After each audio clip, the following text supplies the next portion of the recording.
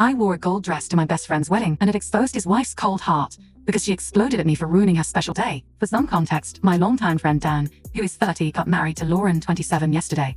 Dan and I have been close friends since high school, and despite always being just friends with no romantic interest on a side, his now wife Lauren has always disliked me. In our 3 years of dating, I have not been allowed to see Dan alone because she feels that it's suspicious that I want to hang out with him. Honestly, I just miss my friend. Despite me being happily married, she's always kept me at a distance. I always figured this was because she's from a very conservative family.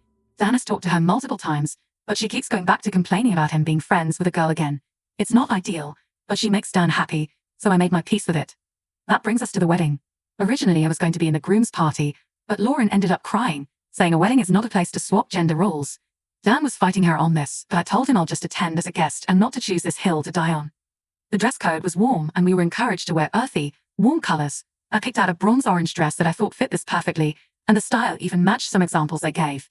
In short, I thought I had nailed it.